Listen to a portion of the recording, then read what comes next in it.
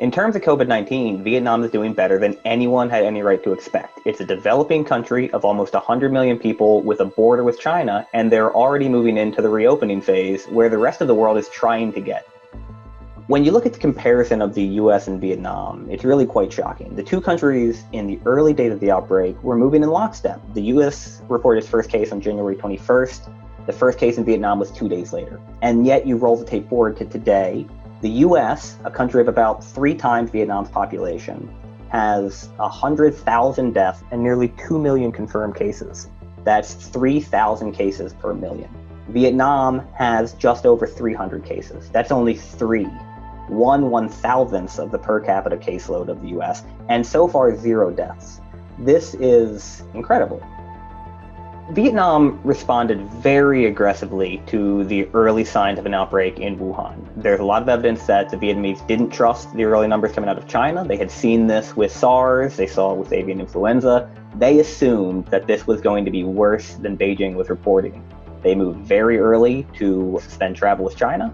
They began very vigorous contact tracing of anybody who had symptoms and quarantining all the people, not just who had symptoms, but all the people they had come in contact with, in a way that a lot of other countries were very hesitant to do. One of the things that became clear early on was that there was an enormous amount of trust from most of the public in what was coming out of the official media in Vietnam.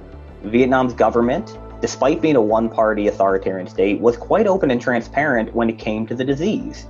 It talked about the numbers in a very real way. There's every indication that those are to be believed, and the public knew it. So when it said that areas needed to be quarantined, there was very little pushback. When you compare that to what you see, not just in the US, but in Europe and even in other countries in Asia, it's remarkable how willing the public was to go along with the advice they were being given and how trusting they were in it.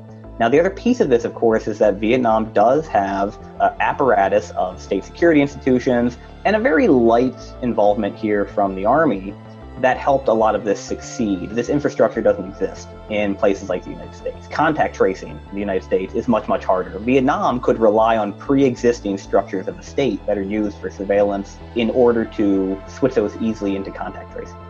Over the long term, it's unclear just how much this is going to benefit Vietnam, but it is certainly going to accelerate the move of a lot of foreign manufacturing companies, US, European, Japanese, out of China. That was already taking place, both because of rising wages in China and frustration with the way business operates in China, and of course, the trade war that the Trump administration has launched. The COVID-19 pandemic is just going to speed that up, and Vietnam is the #1 place that a lot of those companies are going to be looking to go.